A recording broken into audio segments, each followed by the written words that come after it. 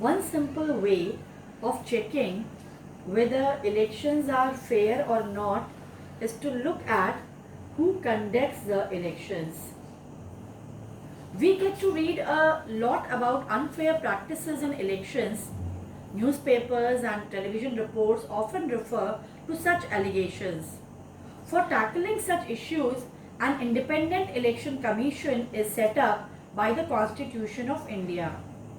In our country, elections are conducted by an independent and very powerful election commission.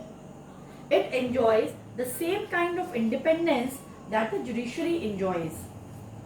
The Chief Election Commissioner is appointed by the President of India.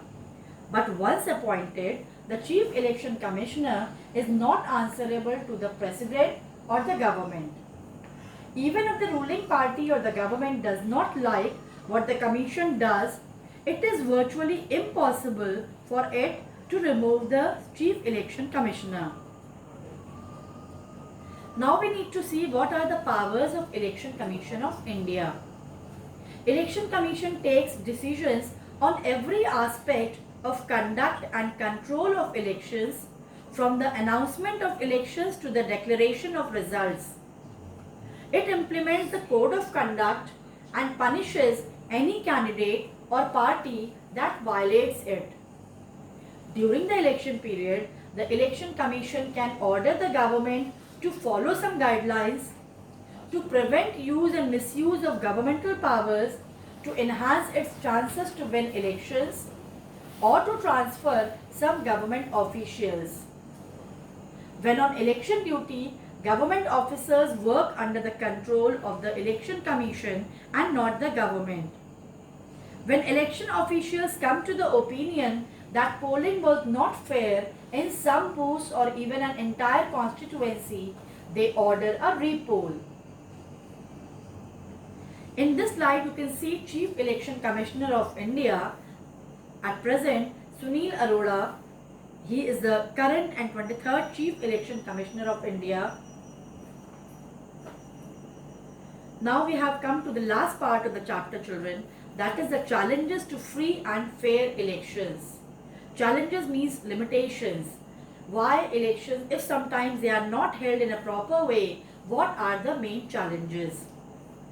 Candidates and parties with a lot of money may not be sure of their victory, but they do enjoy a big and unfair advantage over smaller parties and independents.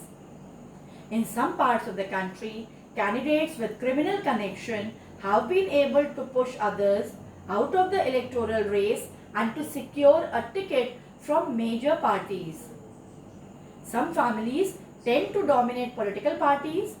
Tickets are distributed to relatives from these families.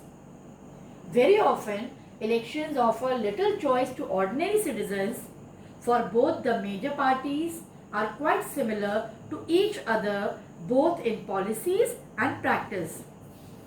Smaller parties and independent candidates suffer a huge disadvantage compared to bigger parties. These challenges exist not just in India but also in many established democracies.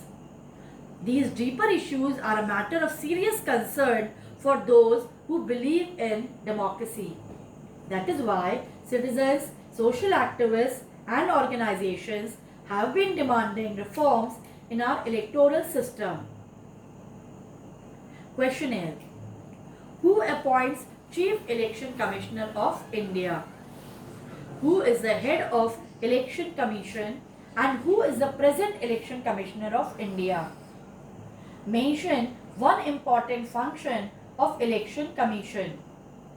Mention any two challenges of elections in India.